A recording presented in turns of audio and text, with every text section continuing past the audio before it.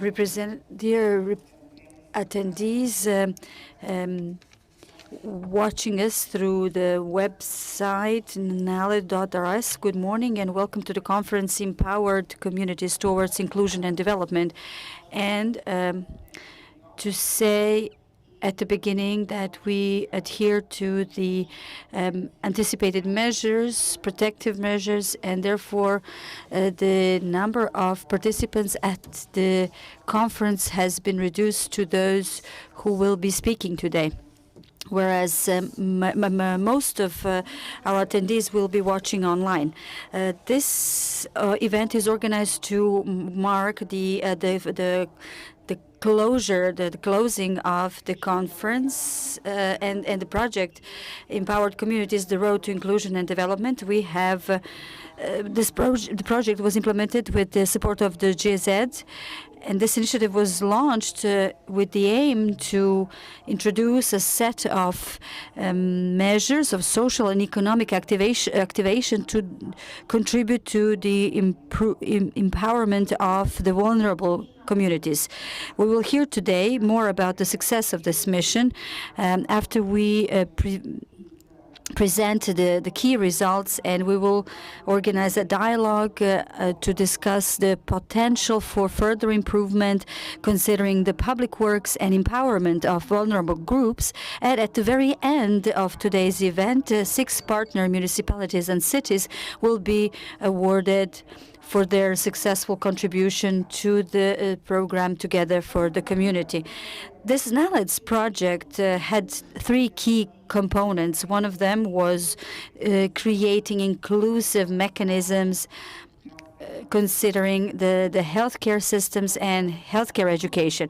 Fighting for inclusion of marginalized groups during the pandemic was going on in several areas. Together with the Ministry of the Interior of the Republic of Serbia, there were workshops organized and recommendations were prepared to include for inclusion of Roma men and women into the protection and rescue system. And therefore, I would like to call on Jelena Jašović at the beginning, the deputy head of the administration managing disasters and emergency situations, so that she can tell you how this all looked like.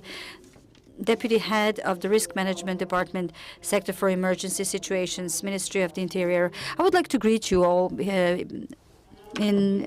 before I start, and I want to greet you on behalf of Luka Čaušić, the head of the sector, and all members of our unit that were involved in the project. As the Madam Moderator has said, we will begin today with my presentation, and I am a bit nervous today and don't mind that, because our sector is always among the primary responders, the first responders. And in that context, it is my pleasure to announce that this year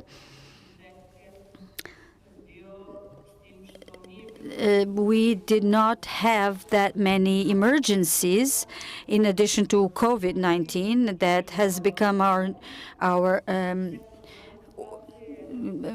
everyday part of our everyday life, but also you hear about us only when there is a problem, when there is a difficulty of some sort, a predicament.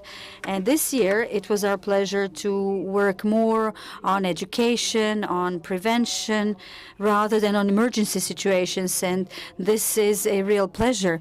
And this is something that has enabled us to implement the new relevant law, because now we can react preventively and we can empower or work to empower local government units and to increase their safety in general. In that sense, I would like to go back to the beginning of the year at the time of flooding in the Toplica region in January. And that event, at the initiative of the Ministry of the Interior, was the reason to visit 10 regions and 55 local government units to directly with them discuss the problems, key problems, and to see what kind of difficulties they face as they try to implement some measures that they need to do. In that context, and in parallel with that, we started implementing this project. This is something that was initiated by NALED and GIZ under the auspices of the Ministry of Human and Minority Rights and Social Dialogue. We embarked on this activity with pleasure, given that this project deals with emergencies, with crises, and it builds the capacities of emergency centers or headquarters. Let me remind you that as a sector responsible for emergencies is also responsible for the coordination of emergency centers at the local and regional levels. And we have the ability to include or to help them improve and include any efforts towards their empowerment and capacity building. And with that in mind, we became part of this project, contributing to the position of the Roma men and women during the COVID-19 pandemic, helping to support the inclusion of Roma men and women in 18 in 18 local government units, basically in the emergency situations, and they're helping their rescue and protection in emergency situations. We also involved the city of Belgrade with New Belgrade in Zvezdara urban municipalities, then Požarevac, Valjevo, Vršac, Subotica, Sombor, Kragujevac, Kraljevo, Kruševac, Novi Pazar, Vranje, and Pirot were involved, as well as Apatin, Aleksinac, and Raška municipalities. You see that these local government units are very diverse, stretching from the north to the south of Serbia. And also, we've seen differences among them as we had direct meetings with them and their emergency centers. When I mentioned the emergency situations, I must say that the makeup thereof is regulated under the law as well as their organization. And the law anticipates the centers to involve representatives of public companies established by local government units, local government organizations that can contribute to protection and rescue, such as public utility companies, such as the Red Cross, such as the members of the military and the army. And the commander of the center is the mayor or the deputy mayor or assistant mayor, or in the cities as well, the mayor and deputy mayor. So presidents of municipalities and mayors in the cities. And also heads of the relevant sectors, emergency sectors are also involved, as well as fire commanders that are first responders on the spot when something is going on, and they know best what the problems are when they need to interject, and the problems in their local government units. And in that regards, we worked directly with heads of emergency centers, and we had meetings also with the representatives of local government units. And this project component was implemented in two stages. In the first stage involved creating and distributing questionnaires to enable analysis of the degree to which we need to be involved and cooperate with emergency centers, and to see what their attitudes are and what their needs and what the needs of the members of the vulnerable groups are, including Roma, men and women and other vulnerable and marginalized groups that involve people with disabilities, families with many members, returnees, single parents. And given the diversity of these groups, we had two types of questionnaires. In the first category, for the first category, we interviewed the heads of emergency centers, and this questionnaire involved 23 questions, and this concerned their knowledge of the territory of the local government unit. And also we had a questionnaire for Roma associations and also for other vulnerable groups. And this questionnaire included questions that concern particularities of these groups to understand to what extent it is possible to include them into the risk reduction system. What these questionnaires have shown is as follows.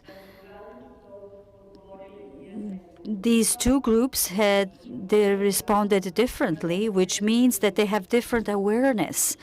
The members of the emergency headquarters or centers have different awareness to that of the members of organizations that represent vulnerable and marginalized groups, which means that our analysis has shown that members of the marginalized groups want to be educated, that they do not understand the disaster risk reduction system, and they want to be part of the system. When we analyze these questionnaires, we realize that there are local government units where this is realistically possible to do. When there is a need for such a project or want for such a project to include the Roma people to get involved in the system, and this is how it was enabled. It is not possible for the Roma to become directly part of the emergency centers. Instead, they have their civil protection commissioners to act on behalf of them, and also general purpose civil protection centers and teams, depending on the ability of the members of these vulnerable groups to be included in this segment. This implies their ability to provide the first aid assistance or to provide some assistance or services concerning utilities, or maybe if they're radio operators as amateurs that can help and contribute to the disaster risk reduction system. Also, the questionnaires for vulnerable and marginalized group have shown that they don't know who to turn to. Should they turn to their organizations or whomever in the emergency, or when they need, as disabled people, when they need assistance, as opposed to the heads of emergency centers who are familiar with their territory. And also, we learned there are serious differences between the municipalities in the north and in the south. And in the south, as you know, Vojvodina communities are well developed, whereas in the south of Serbia, like in Kragujevac and Kraljevo, there are settlements, there are areas, Roma areas, that involve landfills, that disrupt the interventions of our fire brigades.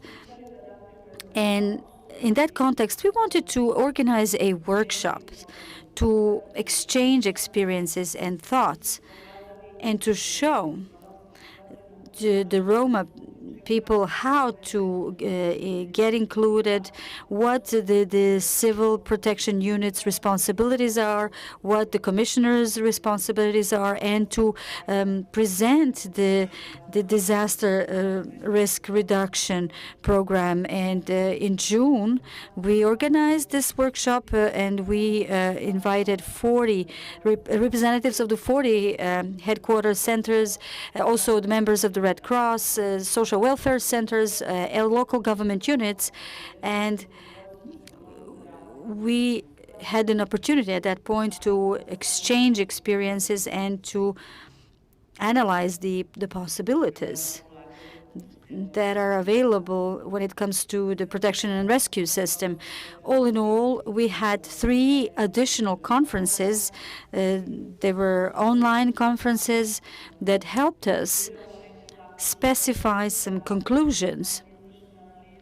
And once the analysis was done, to get specific conclusions that were recommended to all emergency centers, and they are to change the makeup of the emergency centers to include members of the social welfare centers who are familiar with the structure and the number of the members in the marginalized groups, to know where the people with disabilities are, which marginalized group they belong to, where they're located, whether there are any Roma men and women, and what is the possibility for them to access the system, and how to help the marginalized groups. More importantly, we included representatives of local government units, and we presented them how to cover, step by step, how to cover the activities towards this end. It is my pleasure to say that we contributed to the one component of this project, given that when it comes to marginalized groups and in particular disabled people and Roma population, particularly because it is very difficult to establish communication with these groups. And we know that the 1,000-mile road begins with one step, and this is the step that we made. And we see progress, and we see potential for new pilot projects that may be launched next year. This is what our research has shown. And also, we were able to establish direct communication with the representatives of Zvezdara municipalities and so on. Also, all members of the emergency response sector can and are following this conference today, and they can see the final conclusions of this conference. And therefore, I hope that members of the emergency centers or headquarters will have understanding for us and will continue in the same vein. Thank you. Mrs. Jaszovic will continue with other components of the project in cooperation with the Institute of Public Health of Serbia, Dr. Milan Jovanović Batut.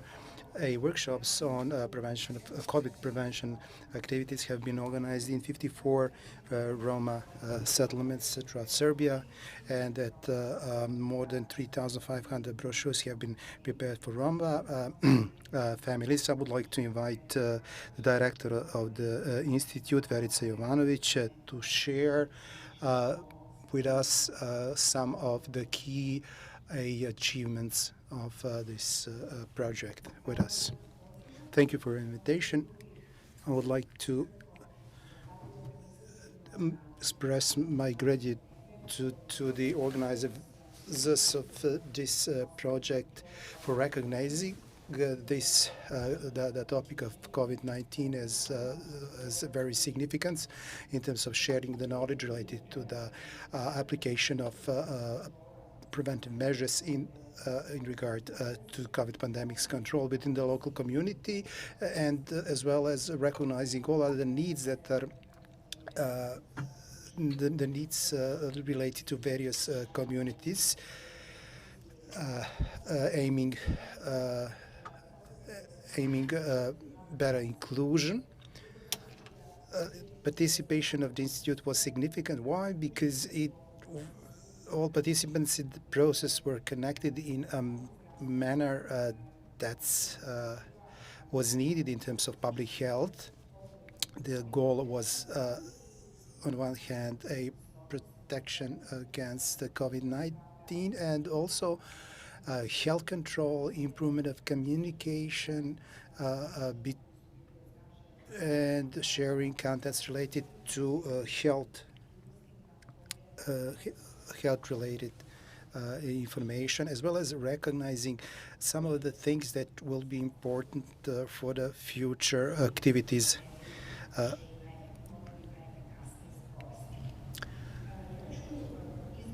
I will present the activities that we have conducted together with our regional institutes, as well as in cooperation with the health centers, local governments, and mediators, talking about Roma population and other marginalized groups. All this during the pandemics, as we can see, is all in the environment of an ongoing pandemics. Biljana Kilibarda was Zorka Zeba. All professors have been have participated in these activities in regard of sharing information with this marginalized group about a COVID pandemics, as well as other health-related information. We participated in direct activities in the community, which implied physical presence.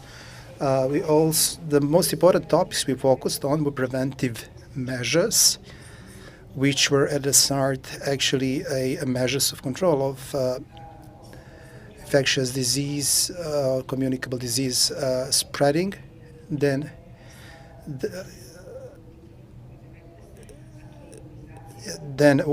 immunization, which was directly implemented in the community. The questions and answers, most frequent questions and answers related to work with the community, and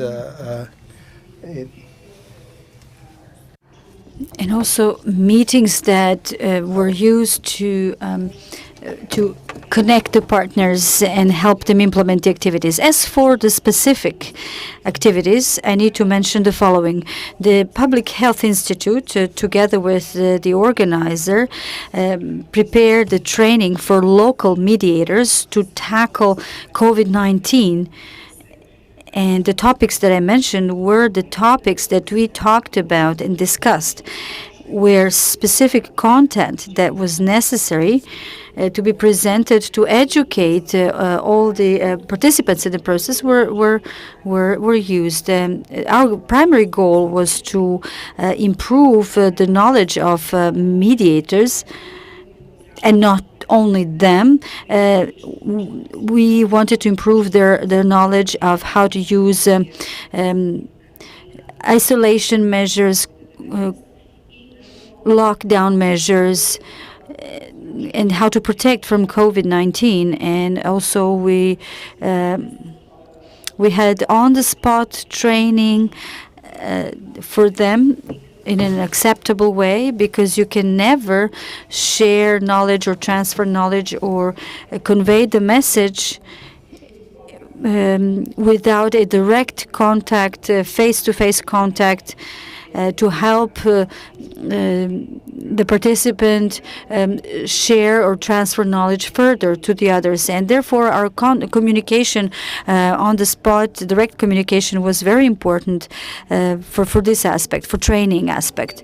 When the first meetings were held, my colleagues were jointly sharing recommendations related to improving the cooperation mechanisms. Various mechanisms were elaborated, various possibilities were elaborated, and of course, models of improvement of both knowledge related to application of technical measures of protection against COVID, as well as improving the knowledge related to the knowledge on improving the immunization. Pandemics is still here, and the control of pandemics globally will dictate our needs in terms of controlling this disease in Serbia.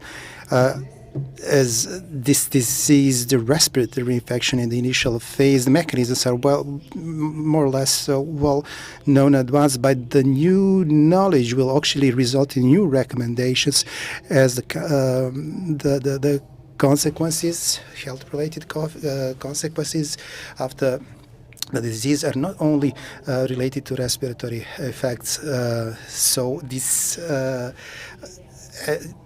doing what's needed to prevent the COVID spreading within the community, in your everyday life, we are definitely change our lives in future, and these measures will be constantly needed as long as this pandemic sport in Serbia and globally is underway. Therefore, we had an opportunity that nobody is the sole proprietor of these measures, or issuing the measures, or how to do things, if you don't have people who follow that, and if in a professional sense there's a sense of responsibility and knowledge to apply the restrictions aimed at disease control. So we are here doing the same thing when we talk about the health care system. Recommendations will be provided together with the emergency sector and sector for emergency situations of the Ministry of Interior. And as expected, it will be a joint approach to COVID-19 preventive measures. Participants and in general sense, and within this project, and our joint responsibility is to adapt ourselves as much as possible through cooperation in local communities, together with our partners, to apply the efficient measures will provide good outcomes. So the responsibility is not going to be to disappear. So public health recommendations are actually mandatory, and they are not only necessary, but they are mandatory. So let's take a look at what activities, public health related activities, were applied. So clearer definition of cooperation mechanism during the pandemics. Things should be much more precisely defined, with more participants. Activities should be divided in more efficient manner. So the adaptation of the original plans will result in operational plans and then efficient implementation also. Very important is to have a efficient communication and meetings, educations or trainings that will serve to achieving improvements, improving knowledge. Currently we are when the Omicron SARS-CoV-2 is coming or spreading. So what are the consequences of the spreading of this variant?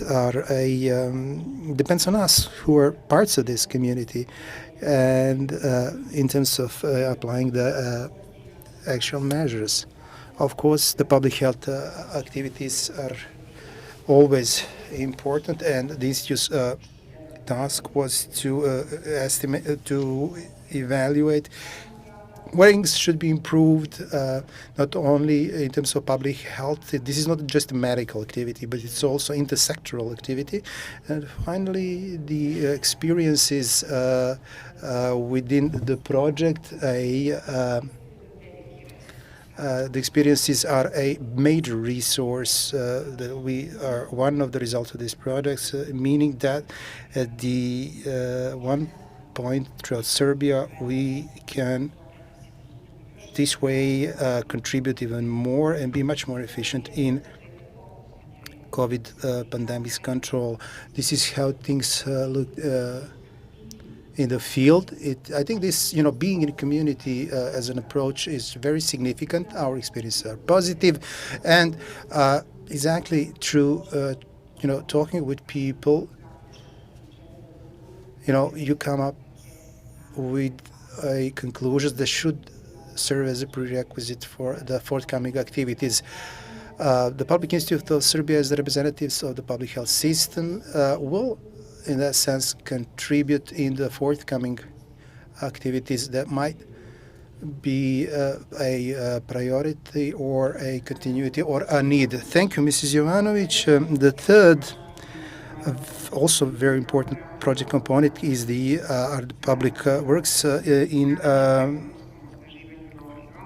related to economic strengthening of Roma population and other marginalized groups from 6 local governments. 12 trainings were held and workshops were held for active job seeking and career orientation for more than 250 persons. How many of them were actually found employment? We'll hear that from Jelena Torgut, the project manager from NALED.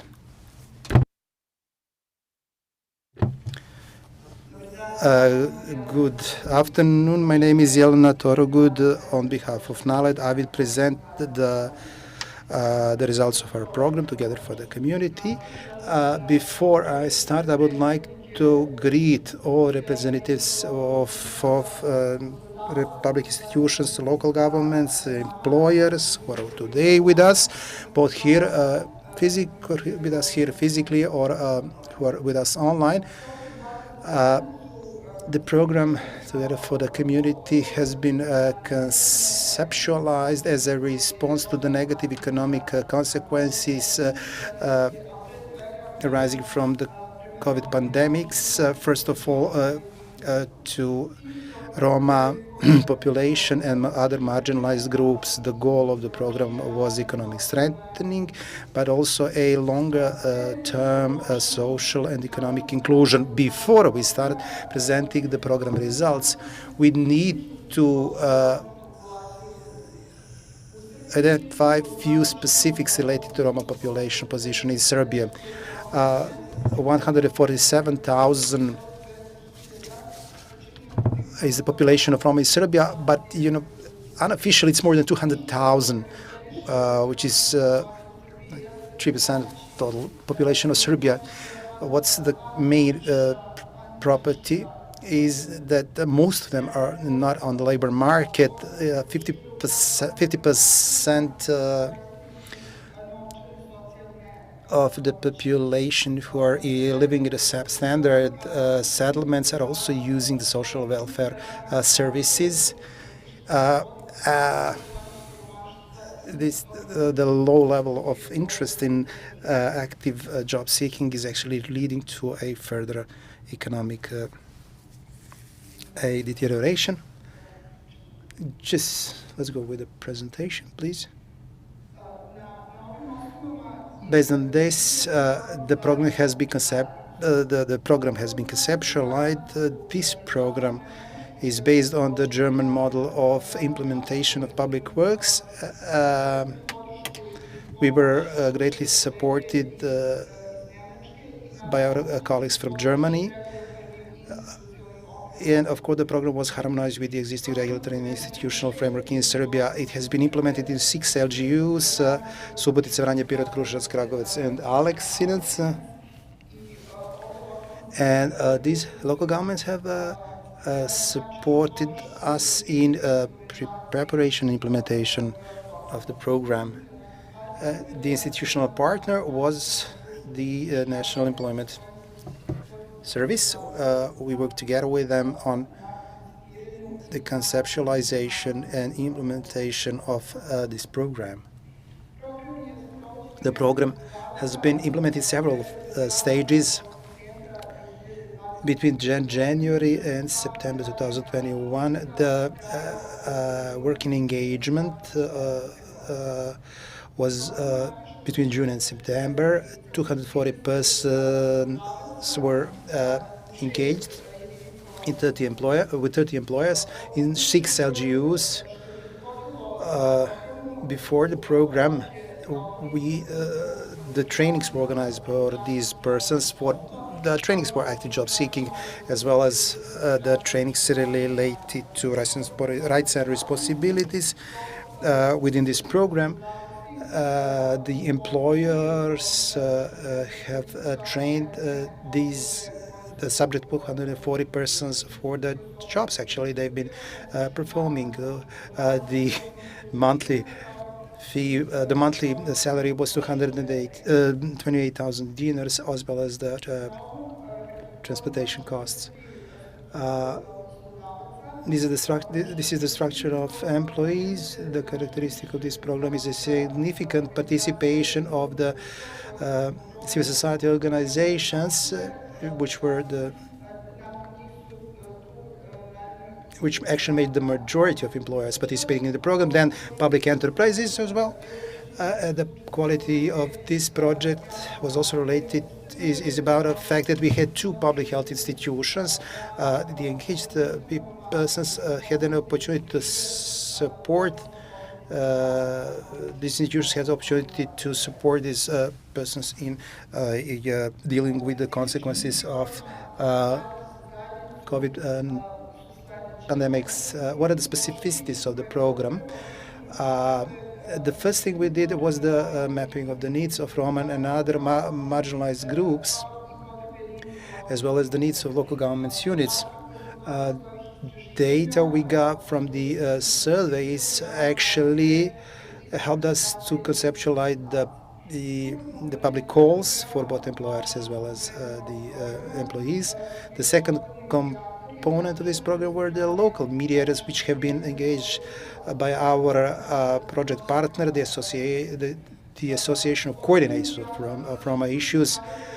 These local mediators were actually the key component of reaching out to the target communities. The result of their work was that the percentage of leaving this project was very low, below 10%. One of the characteristics of this program was also a wider defining of the public interest works in terms of the type of jobs and better inclusion of the civil society organizations. Also, intensive work with the employers. This was something we did in terms of the implementation and project monitoring.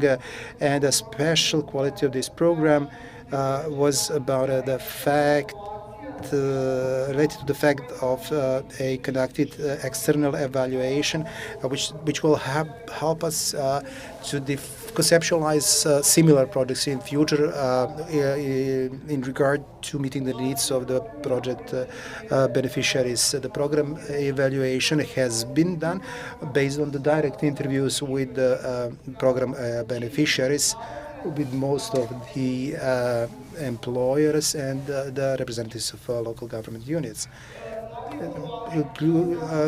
Key conclusions of the program evaluation were the exit strategy. So people engaged within this or similar programs should be subject of creation of wider measures, meaning that after the program is concluded, that further programs should be designed and training should be designed in terms of how to strengthen their long-term employment opportunity, employability. These such programs need to at least 6 months, and that local mediators should be institutionalized as a role, and then the training should be intensified, and that the salary should be at least attached to at least the minimum wage. Also, this program basically looked like a program of public works. Of course, having in mind all the specifics we already talked about, we think that public works as a instrument of labor activation, of work activation for these groups of population is very important, because they are actually gaining working experience in combination with additional trainings. More than 53% of the participants were actually having the first experience related to working in the formal sector.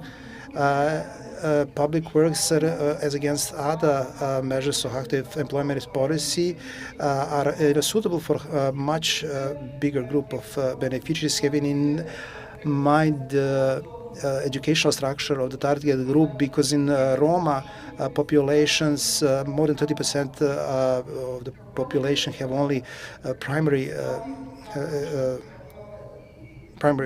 education in their hands, and that's why we think that public works are, as an instrument, are very much important, because they provide for social inclusion and work engagement. All people who were part of this program have actually expressed their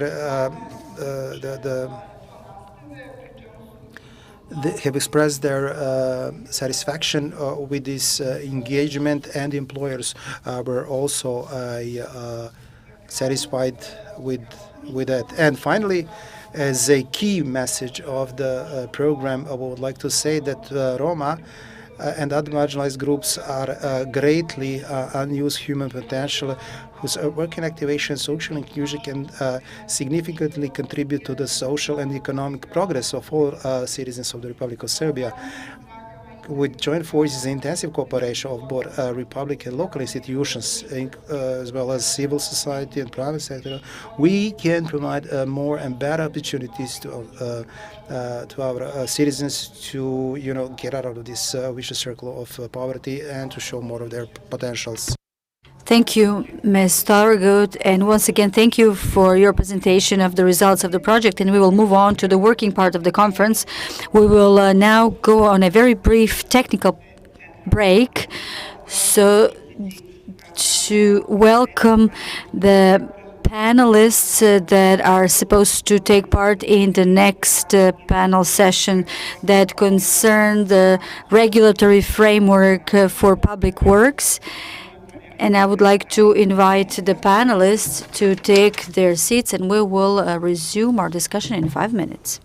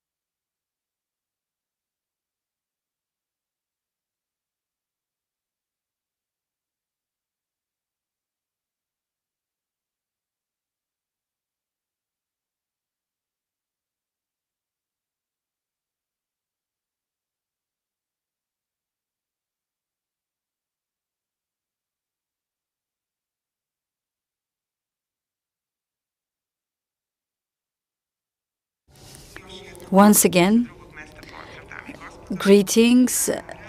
Ladies and gentlemen, we are resuming the panel discussion and the working part of the conference. And given the significance of this topic, we wanted to include all of the stakeholders, and there is a number of interested speakers. This is good, but also we have to count on them that they will be patient because of their patience, because of their number. And we hope that their presentations will be quality ones and concise. Today we have the Secretary responsible for human and minority rights, Sanja Jovanovic, on behalf of the Ministry of Labor, Robert Bu, the team leader of the GIZ, Robert Damjanovic, representative of the city of Kragujevac, city councilor, and National Employment Service representative George Vukotic, legal expert of NALED Nebojša Ivanov, director of the regional landfill Pirot, Stevan Nikolic, local mediator of the Association of Coordinators for Roma Matters, Jasmina Šabanović, representative of the Community Health Center Aleksinec, and Marija Spasojević, Triganudio Ltd company, and we have the moderator Miodar Sresta, who will be moderating this panel. Miodrag, I will turn it over to you. Thank you, Ljubica. Good morning to all of the participants of the panel and to all those watching us online. I am Miodrag Sresta. I'm part of the GFA team, the consulting company that was also involved in this project, responsible for the inclusion of Roma in Serbia, and also I worked with the employers who employ Roma men and women. Once again, welcome to all panelists. And we will hear from the various stakeholders something about this program, Zajedno za zajednicu, Together for the Community, about their experiences. But we would also touch upon the framework, a regulatory framework. The NALED has come up with a series of recommendations and conclusions that are presented in the material prepared for you and shared with those participants who are watching online. Therefore, we will be discussing about them as well. And without further and much ado, I would turn it over to Robert Bu, team leader, that participated in this program, to tell us how did this all happen in Serbia, and what kind of a model, German model, was used to pilot this project in Serbia. Thank you. I would like to use the opportunity to greet you on behalf of the GIZ program.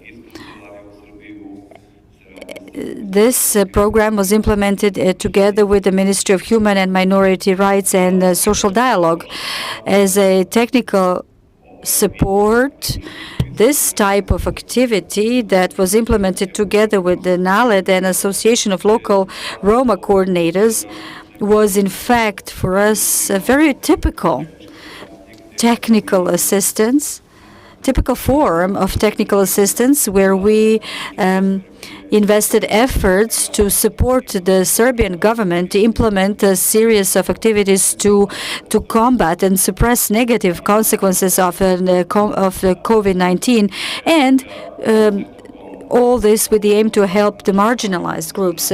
This concept that we called Together for the Community is greatly built on the German model, Cash for Work, and we were able to transfer the experience and methodology within GIZ.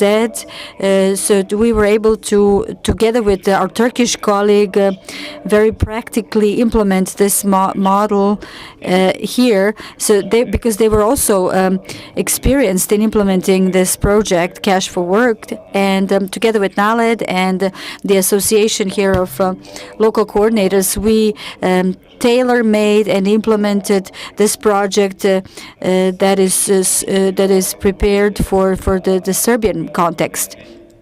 And also, given that this is we're talking about the public works, and we're talking about the works that are of public interest.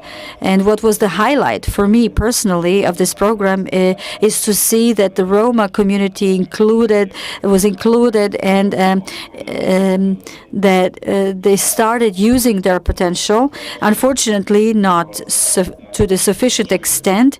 And this program once again has confirmed that the discourse about the Roma community is changing, that we are no longer speaking, or we're less and less speaking about their problems, and we're more and more talking about their potential and resources. And in a recent event that we organized, we've heard an information that the loss of the Republic of Serbia is 400 million euros. So Serbia has lost 400 million euros so far because the Roma population is not included in the labor market. You've heard about the results achieved within the project. You will probably hear more about it, some additional details. But what I would like to say is that we as GIZ, and even though we provide technical assistance and we do not provide urgent measures, however, given our cooperation with cities and municipalities, we were required to respond to their requests that were filed to our address as of March. And given that this is our 7th project that we were implementing, there were other ongoing projects, and we also had the economic empowerment element here, and we had to respond. So at some point, now I want to congratulate you for the achievements, because this is the first pilot project of its kind in Serbia. The good side of this project is that we've learned together a lot, and this knowledge and results will be used in the reform process concerning social inclusion and employment. Thank you, Robert, and thank you for such a concise presentation. I will have to warn all other speakers to be concise to that extent and to use up to 3 minutes. We may have time for some additional questions, but I would like also to ask everybody else to be as concise as Robert. The main partner to the project is the Ministry of Human and Minority Rights and Social Dialogue. And this ministry is also responsible for the coordination of the strategy prepared to support Roma inclusion. And we would like to hear from the ministry about their activities after this ministry was established. And Ninoslav Jovanovic, the State Secretary, is representing the ministry, and I will turn it over to him. Thank you, dear friends, ladies and gentlemen. It is my honor and pleasure to address you today that concerns a very important topic. At the beginning, I would say a couple of things as we know from the very title of this conference, Empowered Communities, the Road to Inclusion and Development. I would say that one of the conclusions of this program, of this project, is that we are thinking, and this did not start from this project, but this project incited thinking about the following, that we need to amend the law, the labor law, that would remove the obstacles to engage the targeted groups, the vulnerable groups, and those that are users of the social assistance, users of a dole, and you know that they mostly avoid active employment. So basically, we need to introduce active employment measures in the law, and to say that family members of those who use social assistance will not lose their benefits once the main breadwinner would earn the salary, would get employment. And we need to realize that this is a reasonable suggestion, and that our colleagues from the Ministry of Labor, Employment, and Veterans and Social Affairs will understand the importance of this matter and help us achieve this change. And let me go back to some important conclusions presented by the previous speakers in their presentations. They mentioned healthcare mediators for Roma, and we come to what is very important, and that's the fact that the Ministry of Human and Humanitarian Rights is of the attitude that we cannot talk about Roma or do anything for Roma without the Roma. And we, as the ministry, we are implementing partners with the GIZ, and their projects involved more than 120 components. They're implemented in more than 65 municipalities. And when you take a look at everything that has been done, and I don't want to go into details, the key factor and the key element or the link are the Roma people. And we must say this. An information that was very interesting for me is something that somebody said, that as many as 53% of people who were employed got their first job at that point. And also that the government is lost over 4 million euros annually. This is what our colleagues from the economic school said for when the Romas are not engaged. And when you take a look at the expense, how much it would cost us to train these people to perform the deficient jobs that are sought out in Serbia, you will come to the point that once if we are to educate, to educate all these people, it's only a smaller percentage below what we lose on an annual basis because all these people are outside of the labor market and because of their lack of employment. What we do to help Roma men and women, and this is the most important detail, I would say, of the strategy to include the Roma, which was basically, this is the strategy. The most important thing is that we've prepared the strategy. It will be adopted. It is in line with the law and the planning system, with the EU regulations, and this strategy clearly delineates what we need to do to help the members of the Roma community lead a better life and life of a better quality. And I also am familiar with the colleagues from Kragujevac and Subotica. I spend a lot of time on the ground, and I'm saying this is not just a piece of paper. This is a very clear document. The only critique we've got from the European Union is that we don't have enough Roma people in our institutions. And when you take a look at the other side, you will understand that we have a critical mass of young and educated Roma that need to find their place in the system. And in that regard, together with our GIZ colleague, we designed a program that will involve at least 30 young Roma people and hopefully additional 30 young Roma people into the local government units. So the public invitation, the public call will be distributed through our ministry, and I'm talking about educated, young educated Roma people and those who have also medical school. And they are very important for the Roma communities. This is what the Roma themselves told us. And therefore, I would like to call on local government units to apply.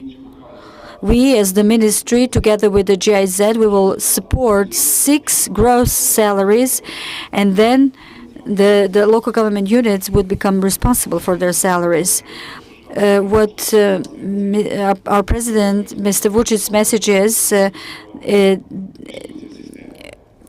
and I'll repeat it, is that we need to integrate Roma in our system. We understood this very seriously, and we spent every day working on it. Sometimes I can be very rough with local government units at our meetings for a simple reason. When you take a look at our efforts towards the joining of the European Union, you will realize that more than 70% of our responsibilities concern local government units. So this is something that local government units are directly responsible for. And one of those activities concern the integration and inclusion of the Roma men and women. We cannot say that there are no young, educated Roma people. There are, and the fact is that I know that in Novi Sad, at the University of Novi Sad, at some point there were over 300 Roma students in that university only. Therefore, we are very committed to this achievement, and also our revised strategy that will last until 2030 anticipates that we need to address the status of the healthcare mediators, Roma mediators, and also teaching assistants. These are three mechanisms that are very important for the Roma. And while I was looking at this presentation and being a serious man, I must say that healthcare mediators must share information with different institutions. And this is important. I believe that people representing healthcare sector know this. Roma healthcare mediators don't have a proper business status. Their status has remained unresolved. I understand that I'm a government representative, but we must not neglect this problem. If we recognize somebody who can help us, who work on the grounds, then we must help them address their employment status. I absolutely agree that we need to address problems of the people who lack adequate education, that we need to empower them, help them gain qualifications, build their capacity. And this is something we do as the ministry. Also, some of our activities are done together with GIZ. We have 120 components that we are involved. But in speaking about employment, I mentioned highly educated Roma people and the need to integrate them into the system. With that, we would reduce stereotypes, and we would reduce biases. Once they become part of our institutions, this will happen. On the other hand, we see people that when they immigrate in the Western countries, they show that they can be employed, that they can work, that they have quality. They can do that here. We just need to help them find a job together with our partners. And then there's another important thing, in my view, and it concerns the COVID-19 pandemic. And we must say this. We all together, a couple of days ago, we've heard on a national media outlet that somebody saying that Roma people don't get ill with COVID. And this is a nonsense. What I want to say is that we didn't see a severe pandemic situation because of the reaction of the government and because of our cooperation with GIZ. I was on the grounds with our colleagues from the GIZ, from NALED, from Batut. We visited 50 settlements. We distributed over 1 million of masks in the first couple of months after the breakout of the pandemic. More than 3,500 families received different brochures, different inputs. We organized vaccination in Roma settlements in adequate conditions as provided by the Ministry of Health. And again, with the partnership with our institutions, with local government units, with representatives of local communities, with Batut Institute, the Ministry of Minority and Human Rights, GIZ, all of them. And this is the reason why. Also, another component of this project concerns water supply and access to water sources, and we secured access to water sources for dozens of families. You have to be aware of the time. Well, what I'm saying is important. I'm talking about very important topic. Yes, but we also have 10 other speakers, so I would like to ask you to kindly respect their time. Thank you. As I said, this is important to say this. There are projects that need to be implemented. Now you provoked me, but I must say this. One of our Roma persons said, we have so many pilot projects that we are about to become pilots at some point. Dozens of families, 55 families, gain water supply. We had to provide the infrastructure. And when you realize that the cost of this per family, you will realize that this is not such a big figure. And all international donors, including KPMG, that is the beneficiary of the EU funds, an implementer of the project. I must say that our ministry is the contact point for Romas. We are constantly on the ground, and you all have to work with us. We visited all local government units, all regions, all local communities. Mr. Ivanovic, if I can ask you to really limit your presentation. Thank you. Thank you for the data and information and the plans you share with us. And this broad information, very important, very significant, yes, but not all can fit into one panel that's focused on one specific topic. I would like to invite Mr. Ivan, who's represented the companies that are actually. So, Nebojša Ivanov, director of the regional landfill Pirot, as an employer participated in this program. So what are your experiences and what you see are the biggest benefits? Good afternoon. Thank you for inviting us. Just a few words about our experiences and our recommendations. We're happy to implement this project. We have very positive experience. We are the operator of the regional landfill, and we are in charge of the Pirot city territory in this sector. So we found the staff, and we actually chose people. I think that 3 or 4 of them are already employed, and out of 12, as of April or March, 10 of them will be employed. Now about activities and recommendations. How to strengthen Roma community.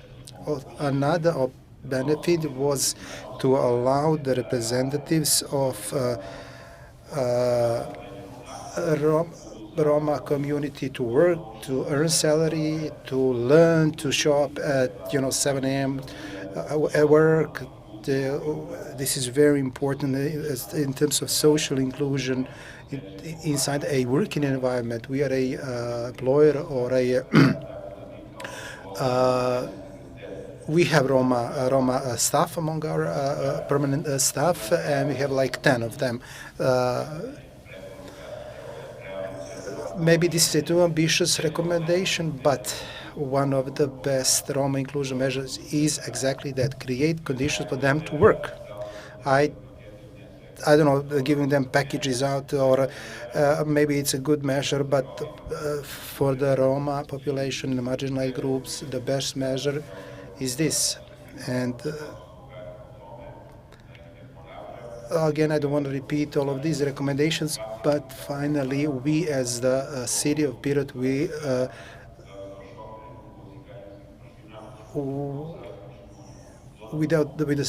with regard to the stuff we are missing, we are actually working on the additional training for the selected Roma population representatives, and they will be actually working on these, skilled works. We are grateful for participating in this project as employer. My personal opinion is that in all public works, for employers to be motivated, they need to have this financial share or participation, I don't know, through a matching fund, through co-financing, I don't know, 10, 15% or something like that. So the employer would be actually motivated to be responsible in these public works. So we as a employers, we do have benefits, and this is fair to say, because I'm a director. We as employers, it would be fair for us to participate financially. I don't know, 15, 20, 30% financially to participate in this project. Thank you for this the last recommendations. 12 persons have been worked, have been trained. You are planning an expansion of this, and some of them will get back to work. Yes, this is another topic. We have the primary selection in terms of original landfill, and we have the secondary selection. And the center, recycling center, will be put in operation in 10 days.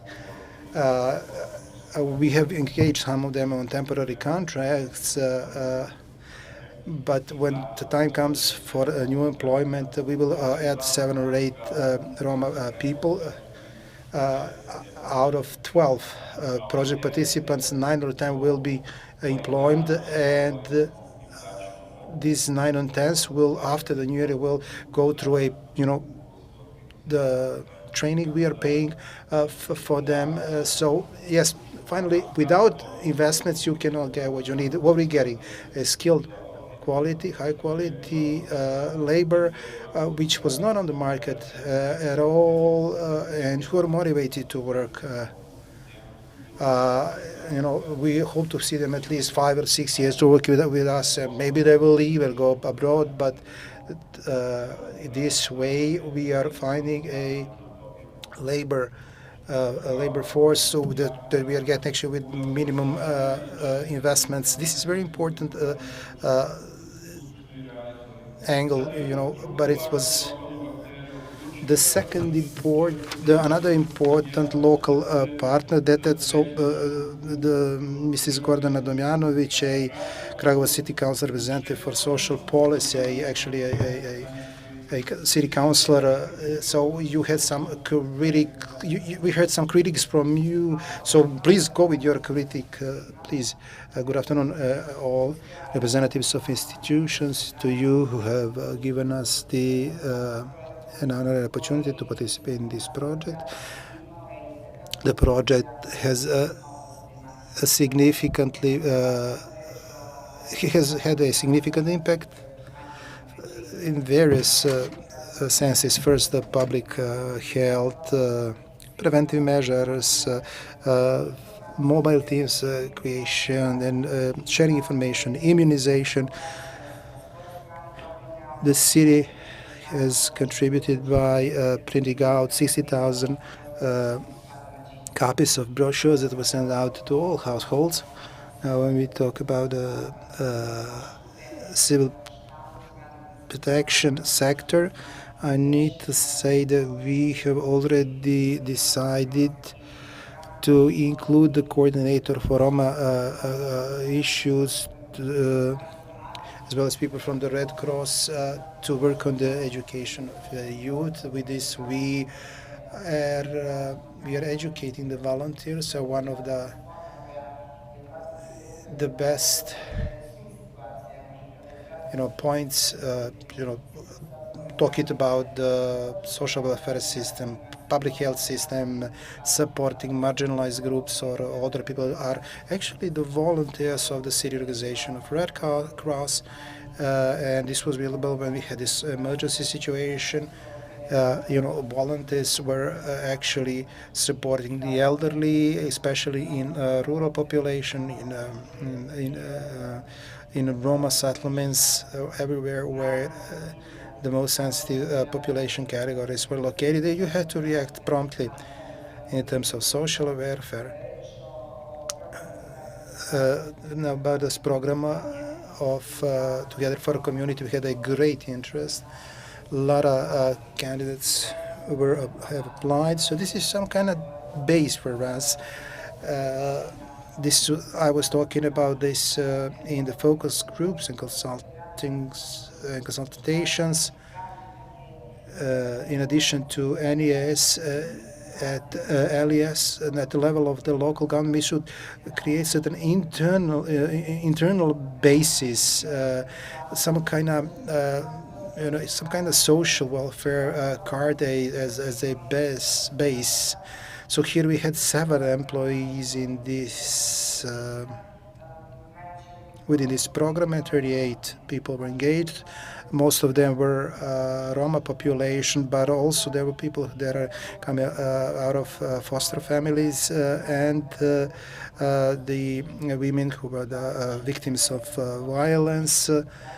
For them, it's very difficult to socialize and get included into the society. So all of them, we are creating this so-called social card as a base. This is the strength which the civil sector can count on. Local government. We, as local governments, we are clear that we need to have the base of employers who are interested in hiring or marginalized people, above all Roma population. We will have a meeting on the 28th with the employers, and we will explain to them why it's important for them to get involved, to see what are their interests. And I'm sure their interest is the missing labor force. We know they are various drivers, welders, tilers, and so on, so on, so on. These are the deficits. They're in deficit. We'll talk about the public eye look a little bit later. So 38 employees, so no dropouts out of 38, no dropouts. So from various sectors. So how did you manage to do that?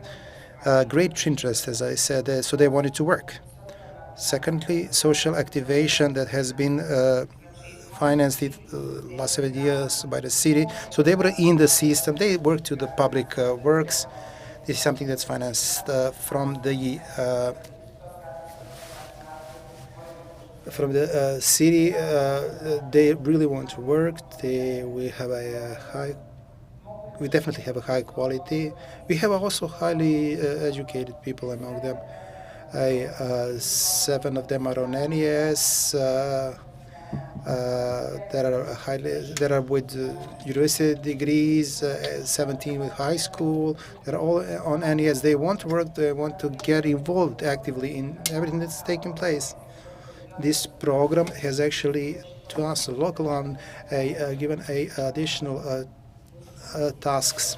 The instructions we are getting from the national level are yes followed, and I would like to invite the state secretary who visited us in August, and he was in the most distant, most remote Roma settlement. He was there. I'm talking about the settlement Korman, and we have built the road, and public lighting is there. The state secretary has heard this, and I'm sure that he will definitely continue to visit and to see the progress now. Those who this program was created for, who are the main component. We are talking about the successful or the best cases. Jasmina Shabanovic from Alexinas is here with us. I forgot one very important thing to say, that we wouldn't succeed if there were no local coordinators and local mediators for Roma issues and healthcare issues. So as I said, Jasmina Shabanovic, we can say a nurse which is now employed in the healthcare center in Alexins, but before that she was a public works participant. So what's your experience, Yasmina? What are your experiences with this program? Good afternoon, everyone. Firstly, I need to say this project was very important for me. Really satisfied. This was my first actually professional experience. So you have graduated in the medical school and before you have tried to get a job before this public works? Yes, before this NALED competition, I was trying to get a job in another competition, but I wasn't successful. And in the first round of selection of this NALED competition, I managed to be selected. So 4 months, and then now you have got a job in the healthcare center after 4 months of engagement through this NALED project. Some people have recognized and identified the efforts I invested, and due to that, through another competition of the Ministry of Health, I managed to get a job in the healthcare center in Alexinas, on the same job position as a nurse. Great success, all the best. So the employer has recognized a lot of people, people are not getting jobs because they don't have experience, but they don't get the opportunity to get experience. So you use this opportunity to get some experience that you used it successfully. I would like to express my gratitude to the project because it actually given me a chance to show what I can, to present my qualities. Also, we would like to greet Natasha, who is also there and sitting next to you, who supported you in project implementation. I would like to invite Maria Spasovic. She will join us online. She's also got a job after this engagement through Public Works. So what this program participation, what did it mean for you? Good afternoon. Thank you. It's a great pleasure to participate in this meeting. I would like to greet you all. What does this mean for me? I'm a single mother, and I have two children, and I was using a social welfare benefits. I don't want to be on the social assistance, social welfare. I like to work.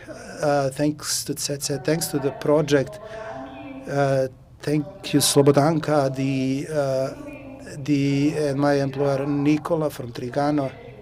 So I'm working 4 months out there. Now they extended for another 2 months the contract, and I hope to stay to work there, and I am giving my best. So if this opportunity wasn't there, I wouldn't be working, with the social assistance. You cannot live on that fee or that assistance. So from the social assistance, you move to this program and you abandon this social assistance. So have you been thinking about this? This is a safe income, but you said you cannot live on social assistance, as you said. But and the employment is another road you're taking, which is not as safe. The salary is better, and I like to live as all other people. I like to work, and I would like that all Roma women to try to get a job, not to live on social assistance, but to live out of that. Thank you very much, Maria. Also, there were other examples, but we couldn't. I would like to ask for an applause for our mediator, Svetlana Ankovic from Ragovec, who is always there to help us. Thank you, Ceco. Now we come to one. Another experience, actually. This is a question for Mrs. Jelenkovic from the NES.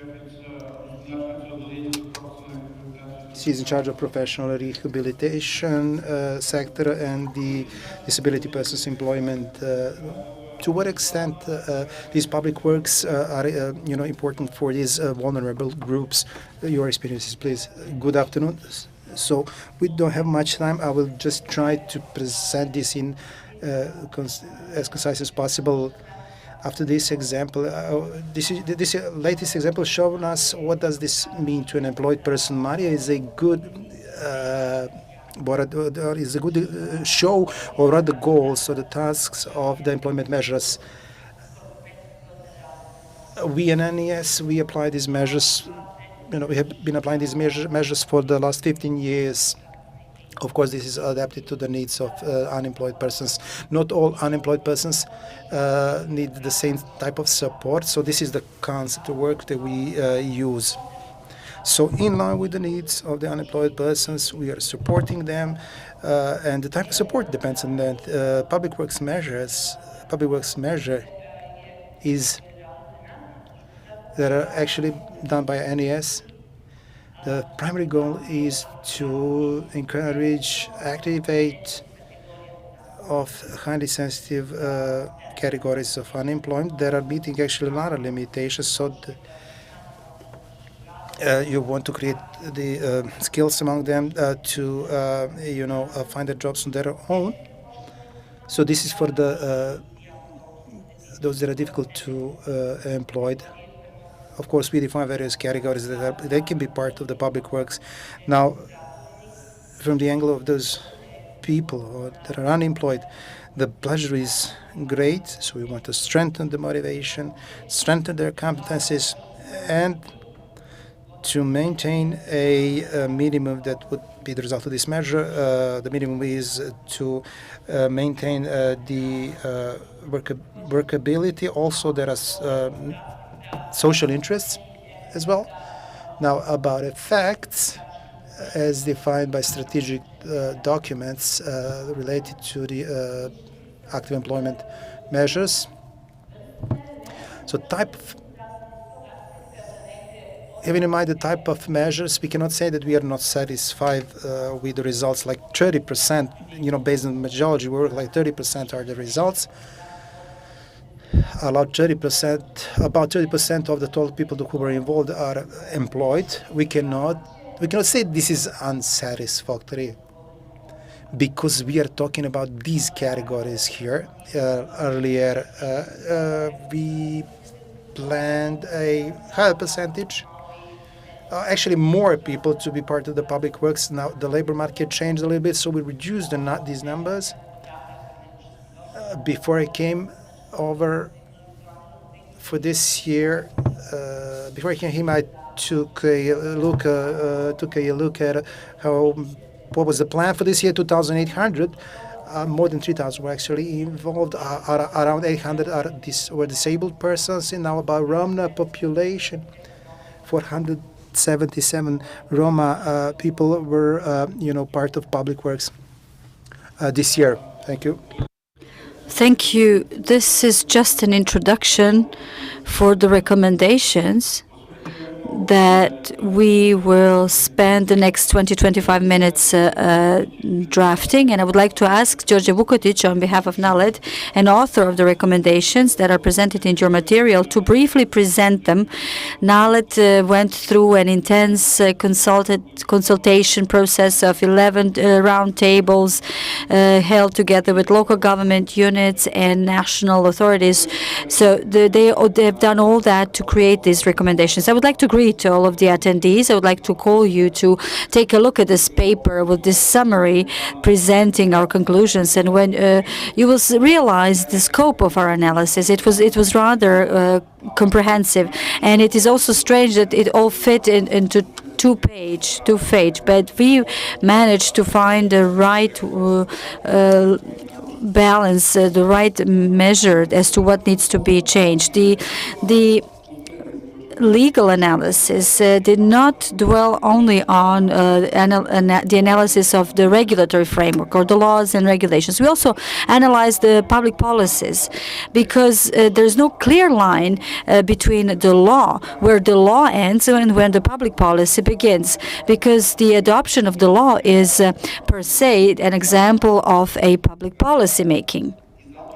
And therefore, it is very important to when you analyze the regulatory framework and when you suggest some conclusions about which laws and regulations need to be amended, you need to be specific and clear as to what regulation and what in it that regulation needs to be changed and what kind of policy, what policy needs to change. The number of our recommendations when it comes to regulatory framework and the need of its amendments the number of it were far bigger than what is presented here.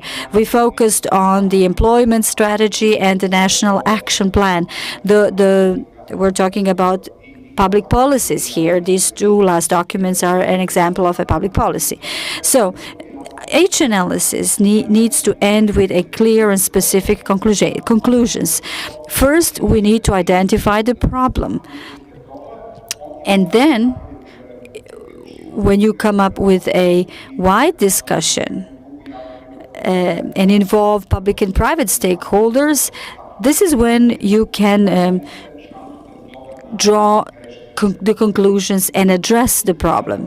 What are the key problems that we identified when it comes to the shortcomings of the regulatory framework? First of all, it is insufficiently clear focus of the law. Basically, it is not exactly clear how the active employment measures should be prioritized, what area they need to be implemented in, who the beneficiaries are of these measures. Are those the unemployed persons, those who are registered with the National Employment Agency or Service, or some other actually unemployed persons?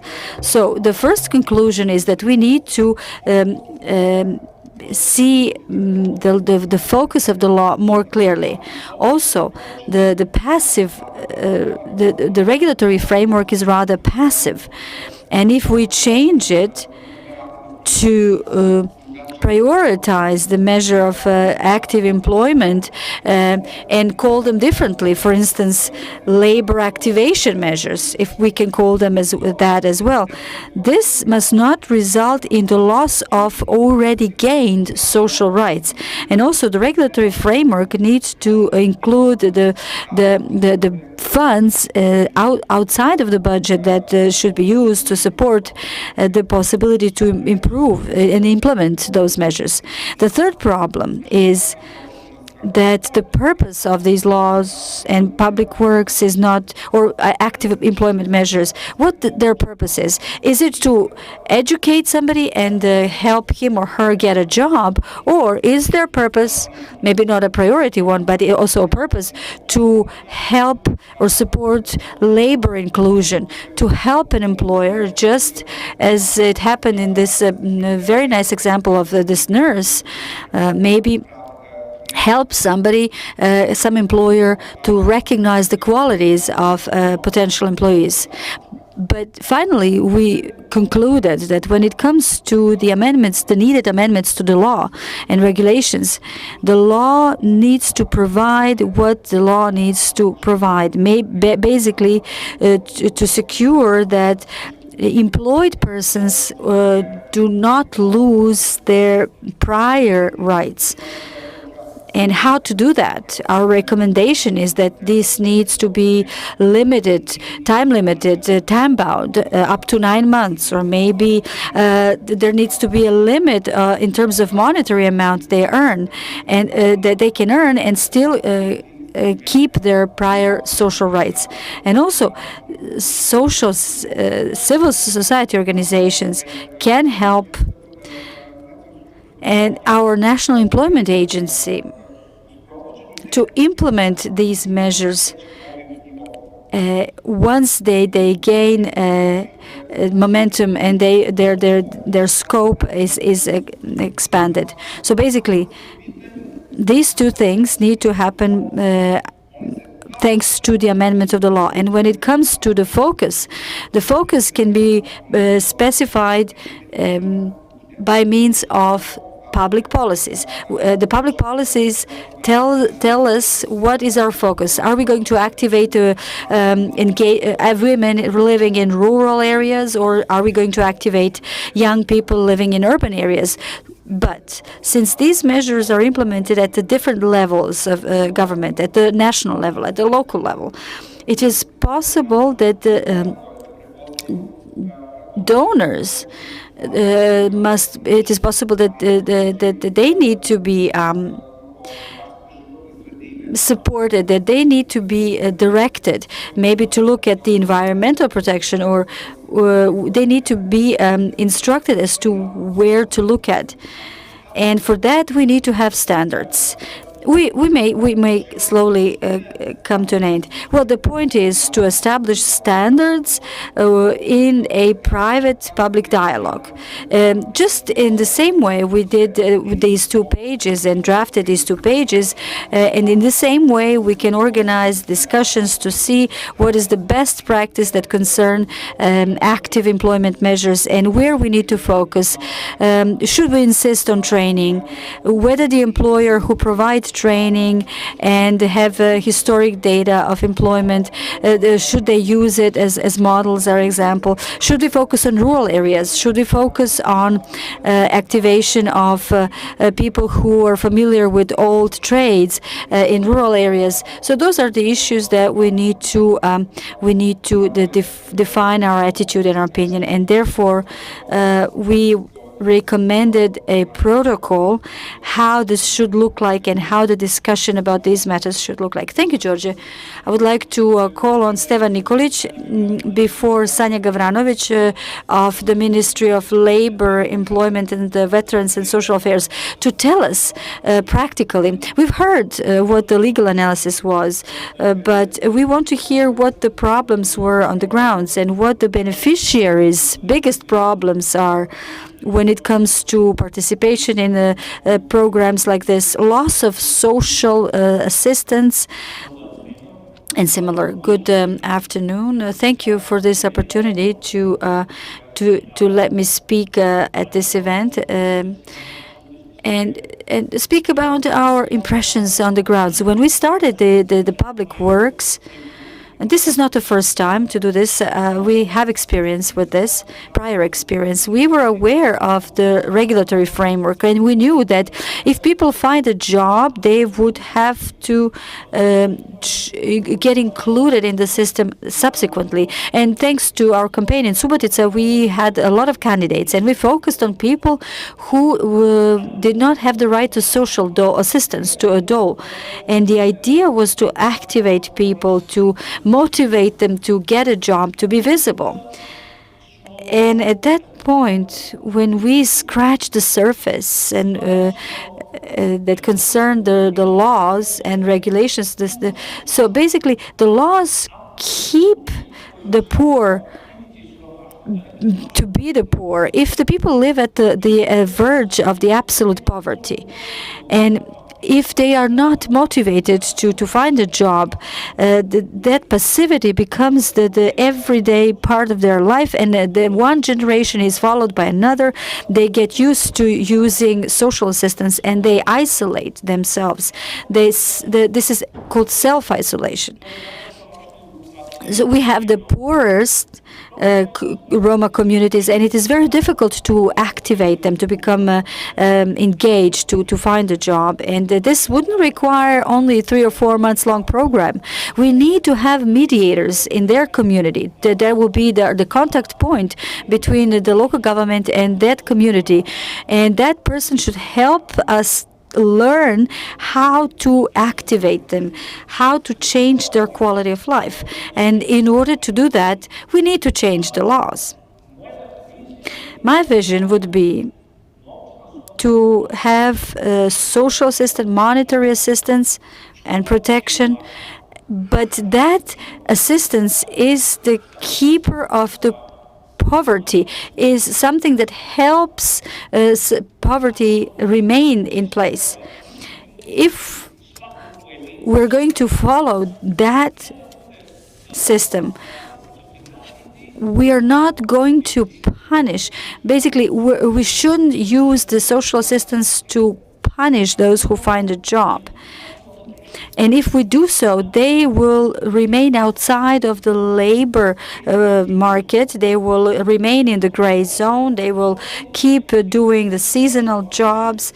And because they already acquired specific culture. They've learned how to live as poor people, and they will remain in that zone. We spoke about the needs of the Roma population, and we spoke about the capacity and resources that remain unused. Let me mention that the World Bank, I always say this, and we have this information in our action plan, and the World Bank did a very big research, not only in Serbia, but also in Romania, and they said if the Roma would be able to find a job in the formal market in Serbia, the benefit would amount to 350 million to several billions of euros.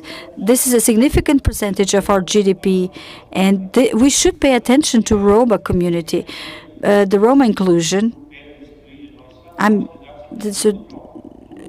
There is a long way towards Roma introduction. We need the additional labor force. We have the Roma. We have social enterprises. We have that model. We should use all the resources to activate the Roma community. We have mobile teams, mobile units in many cities and places. We have national strategy. We have local action plans. Those are the resources that are our signposts, what to do, and we all need to follow the same direction. Thank you once again. Okay, we will talk more about the role, but I would like to give a floor to Mrs.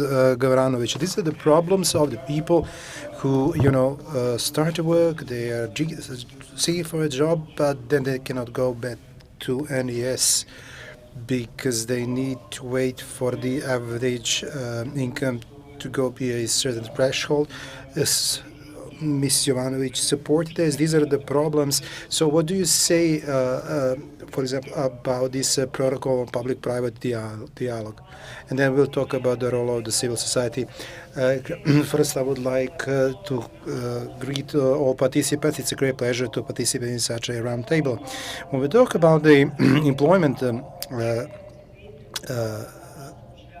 as far as the amendments to the regulation, the law, I need to say that this is a 2009 law. The legal solutions from this law are based on the labor market of 2005 and 2006, but we are witnessing how the labor market changed, how much it changed.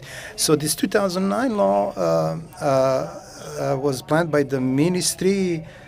The Ministry for Labor is planning for the next year to conduct a comprehensive analysis which will be focused on amending that law.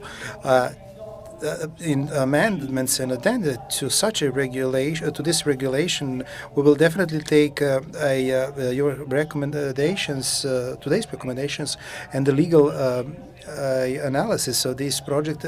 We will incorporate all of that and take that into consideration. We are working in this sphere for quite some time, and we very much know what needs to be done. We don't need the analysis. We know how the market labor market changed. We know that the legal framework, according to legal framework, the NES and the private employment agency are the implementers, and we need to see that how the labor market changed in that sense. Maybe civil society organizations can get involved into this. So you know that we have this private employment agencies, or the new entity of this our labor market. So all of it has to be taken into consideration. Now about the active employment measures. Now about that, based on again 2005 and 2006 environment, things were created in that sense. So from that, based on that time, the law has to change in that regard. Now about public works, the question that you asked, this measure will.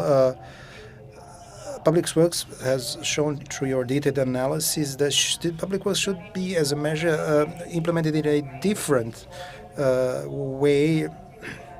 If a person is engaged on seasonal jobs in line with the seasonal jobs law, in agricultural sector, especially also those that are actually on internship. They have social welfare, some active employment measures. I don't see why they don't they shouldn't be entitled to this right. Thank you for this analysis. We'll take it into consideration, definitely. Thank you very much. Amendments of the law are expected next year. Yes, for the next year, we planned an ex post and ex ante analysis according to the planning system law. So based on those analyses, which will show how the law should be amended, and the employment market changed so much. Maybe these are not going to be actually the amendments. Actually, it's going to be a new law. Thank you very much. Having in mind how much things changed. I hope that you will cooperate with Georgia the same way you successfully cooperated on the law on solidarity entrepreneurship, which was the subject of the public discussion. So the law is now in the government for their opinion. So hopefully we will have an opportunity to cooperate on these new regulations. The last 5 minutes, I would like to give floor to Mrs. Ivanovic to say a few words about the role. So there are of the civil society organizations. There are various civil society organizations. They have various activities, various missions, but they are definitely mediating. They are in the contact with a specific communities, such as the Roma community. They can implement certain active employment measures. So please, about your experiences, just Stefan would like to say 2 words. Civil sector, responsible, accountable civil sector has actively participated in the measures of inclusion of Roma population. And this can be the 4th local instrument. We have a positive experiences related about with regard to Roma inclusion. We had 2 roles. The first is work engagement of people, and the second role was to encourage people, to motivate people, to show to the public that Roma community is active, that it was to work. Through this program, people were active in one place. So people were visiting these settlements. And when they were, I don't know, when they were cleaning in front of restaurants and so on, people were inviting them to come join for a coffee. So this is the role of the civil sector. That's to include the inclusion. This is a way to find the best and the least harmful way to involve them. I think that you have defined this very well, and the ministry, I think, has recognized all this. So we would like to learn from the ministry what's the role of the civil society organizations, please. These recommendations are in line with the employment strategy of the Republic of Serbia for 2021-2026. We've defined that the civil society organizations are a major stakeholder, and their role in the last few years was very much in reaching out to those that are inactive on the labor market. They're not going to these institutions. They're not trying to find a job. There was a lot of good cooperation. Because they have a good, access to various groups, youth groups, or whichever. In that sense, we planned several activities which are significant that can define civil society organizations as potential implementers of active employment measures. I will talk about certain activities. First is related to the mapping of the civil society organization. We'll do this with the International Labour Organization to see how many civil society organizations have conducted such activities. There are a lot of them.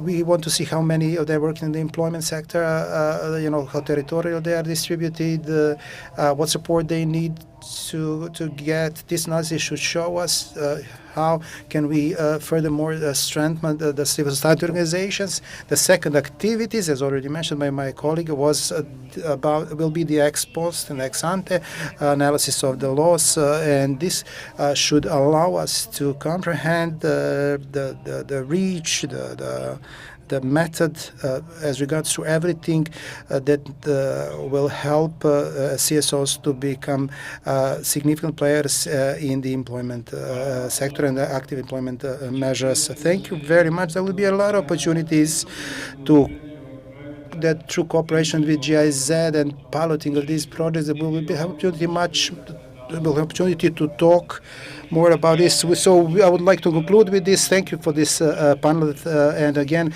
congratulations for a successful implementation of the program. Thank you. I would like to express my gratitude to the panelists, and thank you, Miodrag Sresta, for moderating this panel. Now we are coming to the official or ceremonial part of the meeting. With us is Darija Mirika Stjepavčić, Minister of Labor, Employment, Veterans and Social Affairs. Gordana Čom, Minister for Human Rights and Minority Rights and Social Dialogue, was not in position to join us. And also with us is Director of Development Cooperation Department, the German Embassy, Mr. Christian Schilling. I would like to invite Violeta Jovanović, the Executive Director of NALED, to present the conclusions on the conference and recommendations for further development of the regulatory framework as regards to designing and implementation of the active employment measures for marginalized groups. Thank you. Good afternoon, everyone.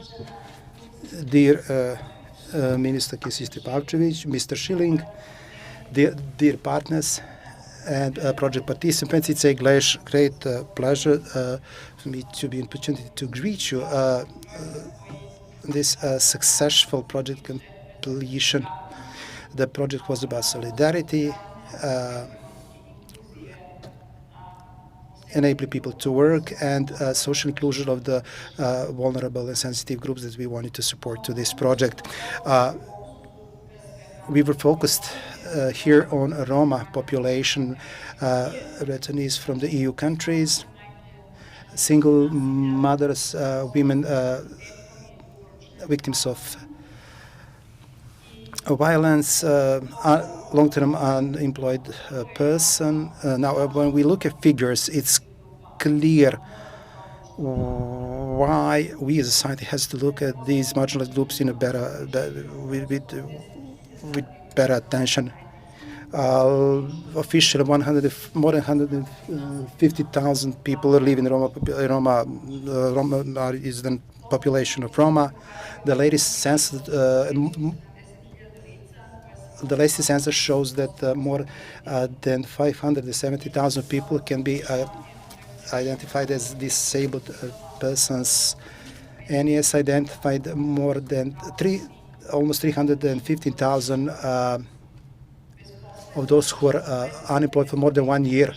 275,000 women are unemployed, and the percentage of their unemployment was unfortunately growing, compared to men. Last year, health institutions had been reported 3,300 cases of violence of women, and we are asking a question: how many of these cases were not registered? So the key question for us here is how many of the members of these groups are actually seeking job, how many of them are having opportunities to strengthen economically, and what are their chances to create better life. Therefore, the first signal of support of the society, the first sign of support to society are the measures of active unemployment to support them. On something that we can call stable and perspective. That's why through this project, looking at the model of the German measures and the models of support in this sector in cooperation with GIZ, we initiated this project together for the community, for other and we managed to secure work engagement for 240 members from the Roma population in 6 LGs. For most of them, this was the first engagement ever, and they wanted to continue with this. Great interest for this initiative was also recognized among the employments from all sectors, for public, private, from civil sector. As much as 30 of them participate in this program. 17 from among civil society, 7 public enterprises, private companies, Red Cross, healthcare institutions. In addition to work activation, we actually help them to become skilled, to get experience, work, to get the habit of working. This does become more competitive on the labor market. For these public works to be successful, what we think is necessary is to eliminate the current barriers that are there. That's why we need to, agree on the required legal amendments, especially as regards to the law on insurance, unemployment insurance law, so that the members of their families are not, using the entitlements that have been gained on other. Previously, this is one of the reasons why, as beneficiaries told us, why they decide to remain, unregistered on the labor market. Thus, they lose certain other entitlements. Based on this project, we can see that civil society sector is very much interested in implementing active employment policy active employment measures. Therefore, we think that these measures should be supported through regulations, and people who are working engaged through donor funds can get the same benefits as the people who are, engaged through the measures of the government. Because this would allow us to generate more, to attract more funds for these kind of activities. Also, we need to say that it's very useful to work together. We think that it's very useful to join on these kind of measures, to talk about the best practices of the active employment measures. Through a protocol, we can also present the best practices and also provide recommendations. When we talk about recommendations, we here think about what types of groups should be supported, as well as what fields should be supported. So we want more healthcare, more in crafts, more in culture. Finally, as a conclusion, we would like to congratulate to the partner cities and municipalities to participate in this project, Kruševac, Vranje, Pirec, Subotica. Thank you for being a pioneer in this project, and have set a stable ground for other local governments to participate in the same measures. So we would like to express our gratitude from partners from the sector for emergency, from Ministry of Internal Affairs and the Batut Institute as well. We work together on the workshops and trainings. And thank you for the recommendations for including more these marginalized groups. A special thanks to our representatives from the German Development Cooperation, GIZ, and their project for Roma inclusion. Without their support in this project wouldn't be possible.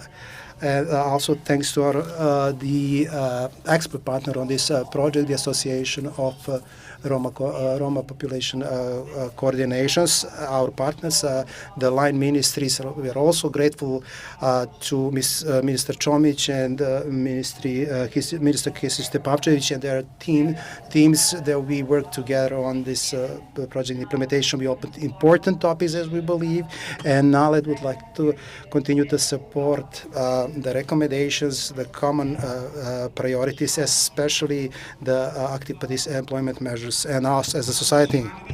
Thank you, Ms. Jovanovic. As we said at the beginning, as you were able to hear from Ms. Jovanovic's presentation, the federal government of Germany provided the support to this project, and Christian Schilling will tell us more about this project, a representative of the German embassy.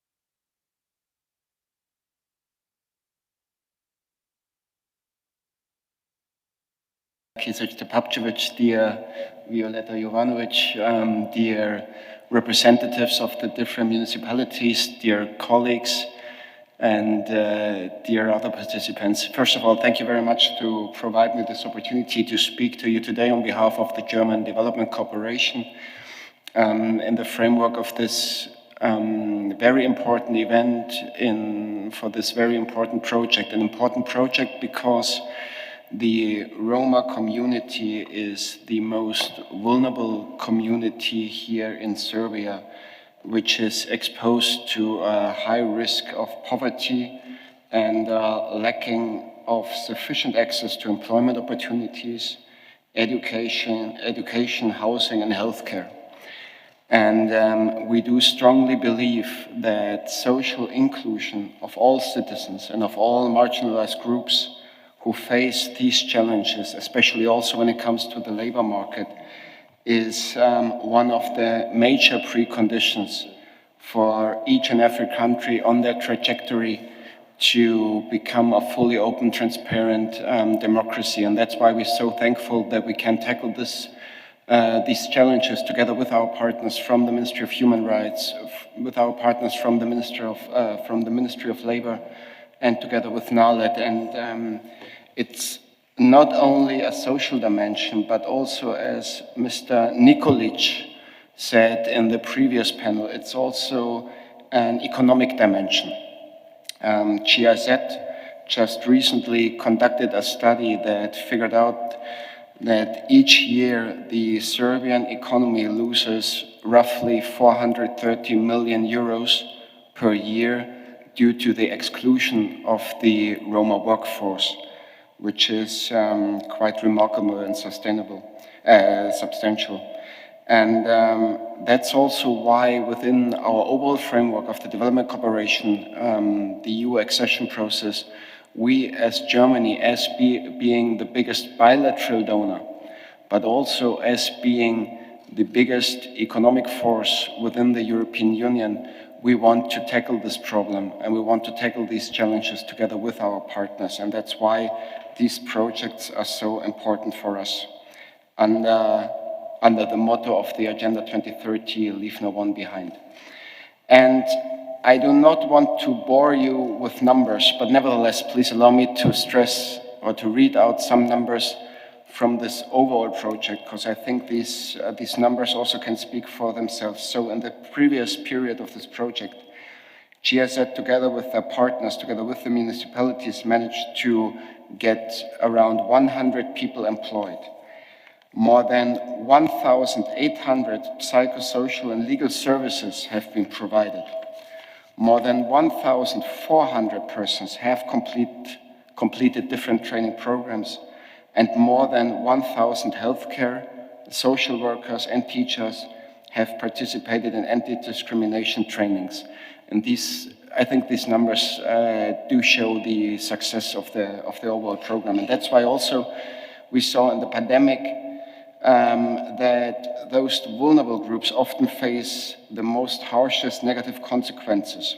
And that is why we decided at some point that we want to top up this program with additional funds. And that's why, in cooperation with NALED and the Association of Roma Coordinators, we decided to support the implementation of several additional measures that has significantly contributed to the economic empowerment of over 240 people from the Roma community. Out of those 240 people, we had 40% women, which is also quite a success.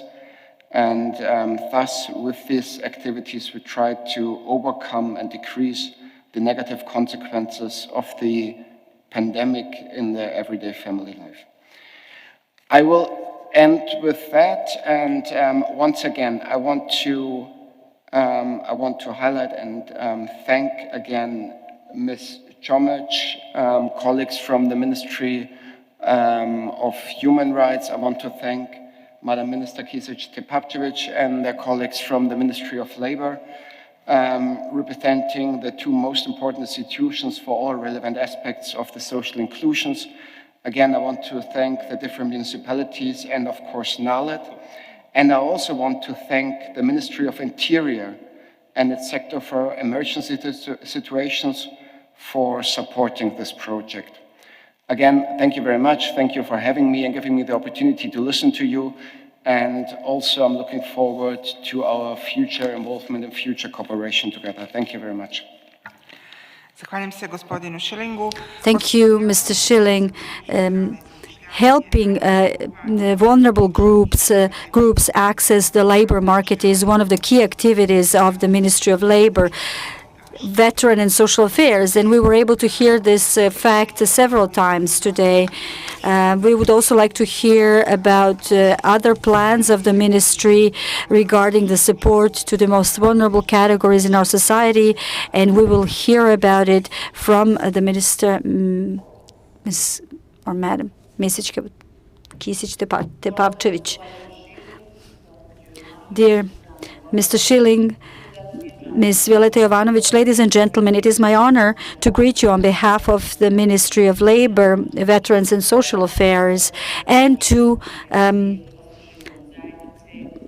give my speech at the closing conference of the project that concerned the efforts to improve the position of the Roma men and people and women during COVID-19 pandemic. We've heard about the purpose of the project, and we've heard that the project's aim was to support social empowerment and all other kinds of empowerment of Roma men and women to improve their employability and to enable their social inclusion. And these matters are on the agenda of my ministry.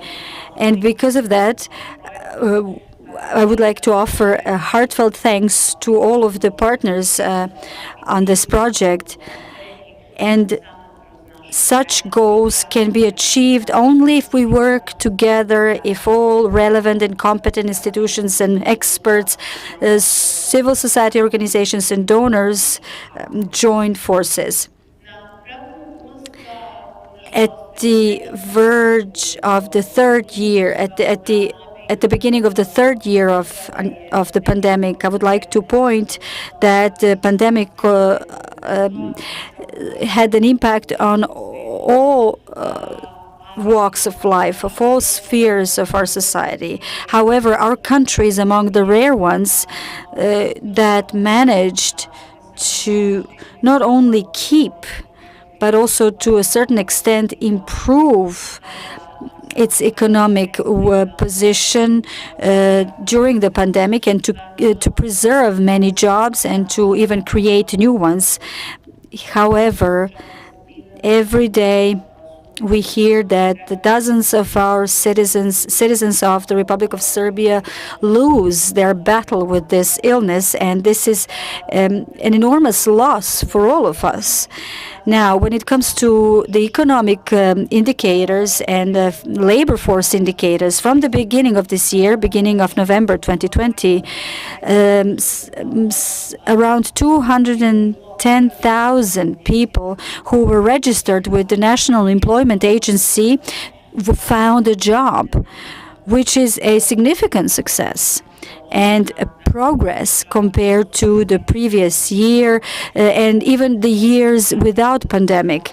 Also, our strategy, employment strategy for the period 2021-2026 with accompanying action plan anticipates intense support measures to the most vulnerable groups,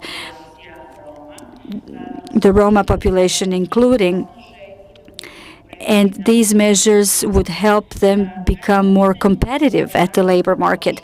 As regards the financial support to the active employment policy, in 2022 we will set aside 5.56 billion dinars. This year, that is already at its end, we spent 5.2 billion dinars, which means that we will set aside 1.3 billion dinars for the active employment policy, and we planned to directly support either employers or employees. We plan to include more than 20,000 additional persons in this program, of which a significant number of disabled people. And as of the beginning of this year, with the end of November, we can say that we provided direct financial support to 15,602 persons that were registered with the National Employment Agency, out of which 618 were disabled people, which accounts for 85.82% of the implementation of our plan. And the total number of Roma included in the active measures in this year, active employment measures, these measures imply financial support as well. So the total number of Roma people that were included in these measures were 1,980. These measures imply additional education measures, subsidies for the unemployed, for the unemployable people, subsidies for employment, subsidies for disabled people. And these measures that involve active seeking of a job, that involve non-financial measures, covered 3,348 people. At this point, the National Employment Agency's records include data of 28,254 members of the Roma population with similar structure when it comes to gender, with similar gender structure, which is 5.87% of the total number of the unemployed persons. They account for 5%. Dear friends, to improve the quality of life of our citizens, we rely on the experience of our civil society organizations and the partners, our German partners, that have spent a series of years supporting our ministry to find timely and effective solutions based on the needs of our communities. Our ministry would always support projects such as this one that focus on economic empowerment of the most vulnerable groups of our population. Today's proactive and informative discussion and presentations mark the end of a cycle.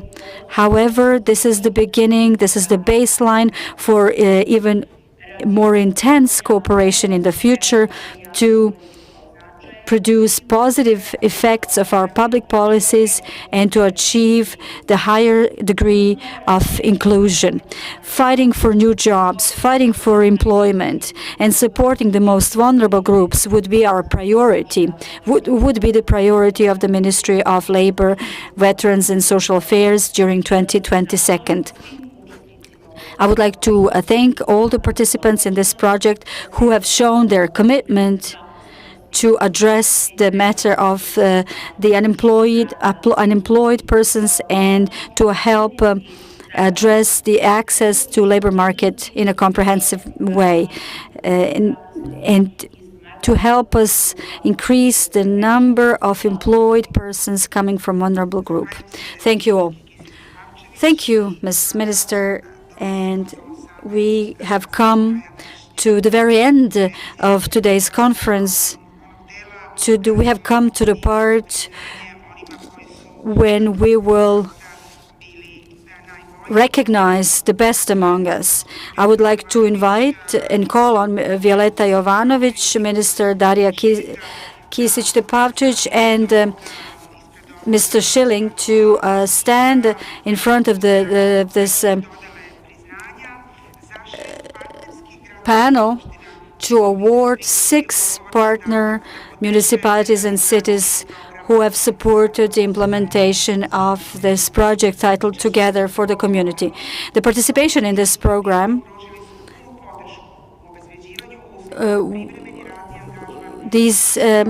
the following local government units participated in this program to help vulnerable groups in the crisis. Romas, single parents, single mothers, disabled people, victims of domestic violence, and others. And in addition to helping improve the quality of life of these families, they have become visible as people who care about their most vulnerable citizens, and this is why they will be awarded today. They're recognized today for their contribution to the program and helping more than 50 Romas in Subotica and supporting 6 employers. We would recognize Magda Ferhervari to receive this recognition on behalf of the Subotica's mayor. And we can encourage her by giving her an applause.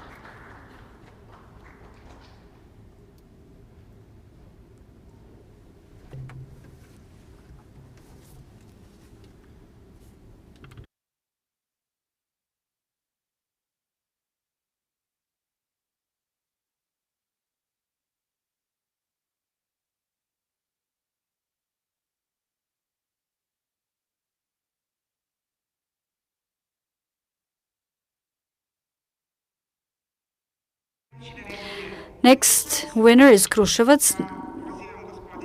I would like to invite Aleksandar Jovanovic, Deputy Mayor Jasmina Paunovic, to accept this recognition. And Kruševac is an example as to how the local government unit should care of its most vulnerable citizens, as they provided more than 30 members of marginalized groups with a job with 3 employees in Kruševac.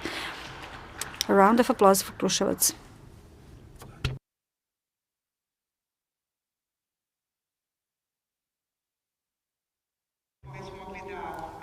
We will now see the madam coming from Kragujevac, who was one of our panelists, with 7 employers who offered an opportunity for a first job to marginalized groups. Kragujevac is a member of our Circle of Champions, and this recognition will be presented to a Kragujevac councillor. We're going south to Vranje. Significant contribution to the improvement of the position of marginalized groups was provided by the city of Vranje, with almost 30 people who got a job within this project. On behalf of Slobodan Milenković, the mayor of Vranje, the member of the city council, Dejan Ivanović, a member in charge of national minorities, will receive this recognition.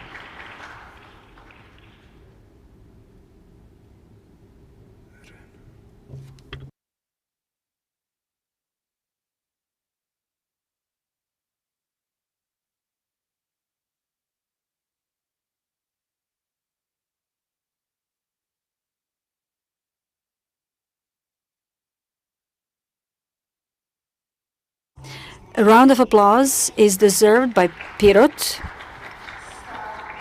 with more than 40 members of the Roma population and record-breaking 8 employers who took part in this project. Pirot has joined a group of the most responsible local government units in the country. We would like to invite Milena Dimitrijević, the representative of the Pirot administration, to receive this recognition. And we have come to the last winner for today, even though the only municipality among the champions, Aleksinac, in terms of the scope of interest of citizens for this program, can compete with larger cities in Serbia.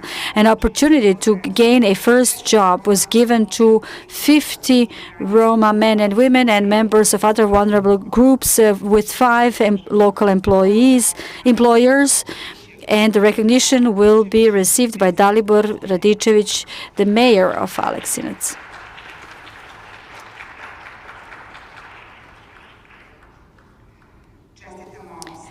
Congratulations to all the winners. We would like to invite them to use this opportunity to make a group photo. Actually, we would like them to make a group photo as an encouragement for future activities.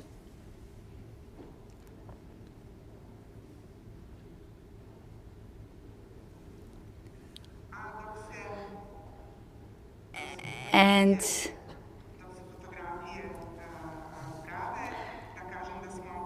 as we're making this group photo, let me remind you that we have come to the end of this conference, Empowered Communities, the Road to Inclusion and Development. And this is an opportunity for me to extend my thanks to all of those who have spent the last year actively implementing this project and helping those who needed our help. Once again, congratulations to the champions.